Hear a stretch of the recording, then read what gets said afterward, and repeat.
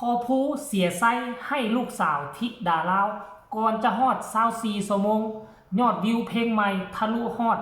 50,000 วิวสำเร็จเสร็จสิ้นปัจจุบันนี้กำลังจะก้าวเข้าสู่ 70,000 วิวเข้าแล้วทักทายสบายดี FC แฟนคลับทุกทานกะแล้วกันมาพบมาพ่อคลิปนี้โอ้ยทุกคนเลยฮ้อนแฮงจำเป็นต้องได้ใส่สุดนี้ต้องขอโทษขออภัย FC แฟนคลับทางใกล้และไกลบ่ว่าจะอยู่ทางไทยและลาวใส่แบบนี้บางคนก็สิว่าใส่บ่สุภงใส่บ่สุภาพเพราะว่ามันฮ้อนอีหลีก็จำเป็นต้องได้ใส่มีแต่พัดลมหน่วยเดียวอยู่ทางด้านนอกแอร์ก็บ่อยากเปิดหลายมือแล้วพอเบิ่งค่าไฟที่ผ่านมานี่ผมเจ้าฮู้บ่400,000 กว่ากีบประหยัดเอาอดทนเอาใส่แล้วนี่เอาท่านผู้ชมก็จะเว้าจะว่ากันเด้อเนาะหลายคนก็คองคอยเพลงปล่อยมื้อวานนี่9 โมงปลายเนาะ9 โมงปลายกว่าๆแต่ค่อยติดตามอย่างใกล้ชิด FC แฟนคลับน้องธิดาลาวพวกเจ้าฮู้บ่ประมาณ9 โมงปลาย10 กว่านาทีนี่แหละเพลงทะลุฮอด 5,300 วิวนั่นหมายความว่าเสี้ยววินาทีน้องธิดาลาวชนะพอภูศรีวิไลถึงแม้นว่าเพลงนี้เนาะบ่สามารถทุบสถิติเก่าคือเพลงหอบฝันข้ามโขง24 ชั่วโมงก็คือ 80,000 วิวแต่เพลงนี้24 ชั่วโมง 5,300 กว่าวิวนั่นก็คือเกินคาดหมายแล้วแฟนคลับ FC บ้านศรีวิไลเฮ็ดในสิ่งที่เฮาคิดว่ามันเป็นไปบ่ได้เฮ็ดให้มันเป็นไปได้แล้วเฮ็ดให้คนอื่นผู้ที่เขาบ่เชื่อคนที่เขาบ่แม่น FC แฟนคลับคนที่เขาบังบอลทำลายปากข้างกับม่องทานผู้ชมเอ้ยค่อยก็บ่คิดว่าฝันว่ามันจะเกิดแบบนี้ขึ้นนะและค่อยก็บ่คิดว่าฝันว่าเพลงนี้มันจะกระแสดีขนาดนี้เฮ้ยแล้วยังอีกเพลงหนึ่งที่พวกเขาคองคอยกันจำป่า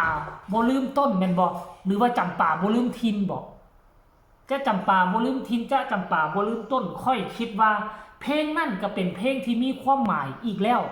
เป็นเพลงที่กันกองมาจากชีวิตก้นบึ้ง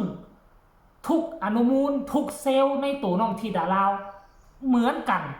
บ่งบอกถึงถิ่นฐานบ้านเกิดบ่งบอกถึงตระกูลเฮือนอูซูนอนและก็ฟังข้ามมาอยู่ฟังไทยมันจะพัฒนาถึงแบบนั้นสรุปรวมแล้วแนวทางเพลงของน้องธิดาลาวที่จะแต่งต่อไปพอผู้ศรีวิไลต้องได้หู้แนวทางแล้วล่ะถ้าเป็นแนวทางที่เห็นอกเห็นใจบ่งบอกถึงตัวตนชีวิตอดทนสู้ที่เอาเรื่องเล่าชีวิตจริงมาแต่งจะประสบผลสำเร็จแนวทางเพลงของธิดาลาวท่านผู้ชมเนาะโอ้โหแล้วปัจจุบันนี่นะทุกคนเดี๋ยวค่อยสิเข้าไปเบิ่งสดๆเลยมันสิฮอด 70,000 แล้วบ่นี่ตอนค่อยเบิ่งวังกี้นี่ 67,000 กว่าเดี๋ยวมาเบิ่งสดๆนำกันเลย ภูศรีวิไลนี่เขียนว่าภูศรีวิไลขึ้นปุ๊บจะเห็นปั๊บเลย 60,000 เท่าไหร่เนาะบางกี้นี่ค่อยเบิ่งคือว่า 67,000 แล้วน่ะท่านผู้ชมแต่ว่าเบิ่งอยู่ใน iPhone นี่มันบ่อัปเดตนะทุกคนเลยเบิ่งอยู่ใน iPhone นี่มันบ่อัปเดตท่านผู้ชม FC แฟนคลับหน่วย iPhone นี่ 6,000 61,700จะค่อยเบิ่งอยู่หน่วยนั่นเมื่อกี้นี่คือว่านั่นนะท่านผู้ชมเว้ยเอาแต่ว่าถึงยังใดก็ตามสรุปรวมแล้วก็คือมันทะลุทะลวงเป็นที่สำเร็จเสร็จสิ้นพอผู้ศรีวิไลได้เสียหมูกระทะเพอจะต้องได้เลี้ยงหมูกระทะกันมื้อแลงนี่เลยโดยซ้ำไปนะปัจจุบันนี้เดินทางเข้าสู่ฝั่งไทยเป็นที่เรียบร้อยแล้วข้ามด่านมาสู่ฝั่งไทยแล้วก็เหลือเพียงแต่ห่วยส่วนที่เดินทางฮอดเฮือนเดี๋ยวนี้ก็5 โมงคันฮอดทั้งสารคามห่วยอย่างน้อยๆใช้เวลาประมาณ3 ชั่วโมงคุณบอก5 6 7 8เอา8 โมง 9 โมงก็บ่เป็นหยังคันว่าสิกินหมูกระทะกะโทกกิ้งก้างหาตาวางยายนุ่นให้ข้าเจ้าซื้อมาไว้ให้สันตัวท่านผู้ชม FC แฟนคลับเอ้ยเนาะเรื่องราวมหัศจรรย์บ่คิดบ่ฝันว่า ศิลปินที่พวกเขาคอยสนับสนุนคอยซัพพอร์ตคอยติดตามตั้งแต่น้องกำลังก่อร่างสร้างตัวเนาะกำลังบ่มียังบ่ทันมีชื่อเสียงในสังคมแต่ว่าเพลงพอมีชื่อเสียงก็คือฮอกฝันข้ามโขงเพลงกำลังมีกระแสตอนนั้นตัวตนศิลปินก็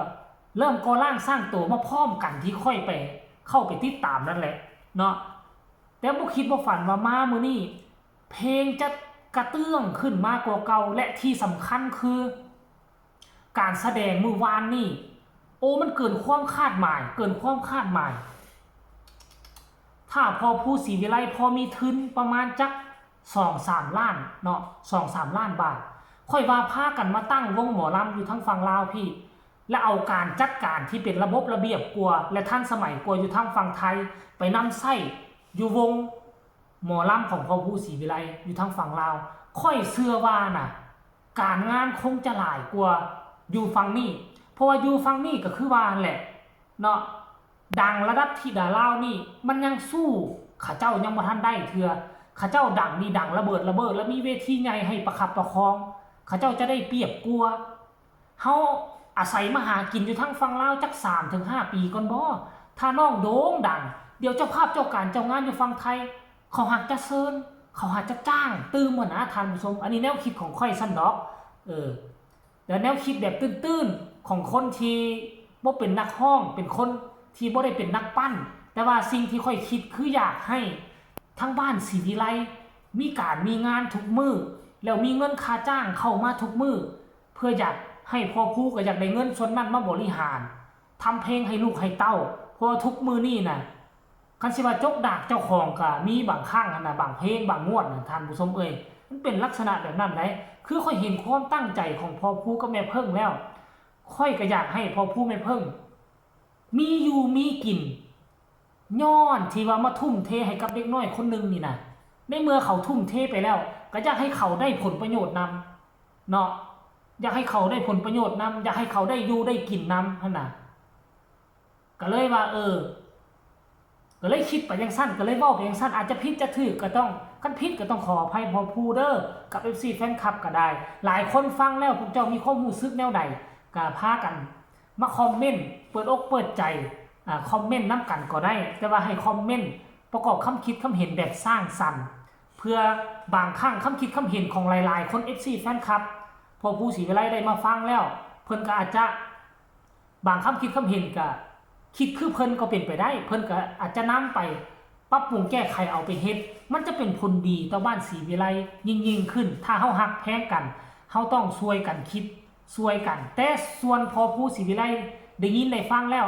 จะนำเอาไปปฏิบัติก็สุดแล้วแต่เราให้เราคิดว่าเหมาะสมบ่เหมาะสมท่านผู้ชมแต่สรุปรวมแล้วสุดท้ายเราตัดสินใจแนวใดเฮาก็น้อมเคารพการตัดสินใจของเราคือเก่าขอให้เพลงนี้มื้ออื่นนี่นะ2 มื้อให้มันทะลุ 100,000 วิวก็แล้วกันเนาะฝากทุกคนกดไลค์กดแชร์กดติดตามที่สำคัญอย่ากดข้ามโฆษณาลาท่านผู้ชมไปก่อนสบายดี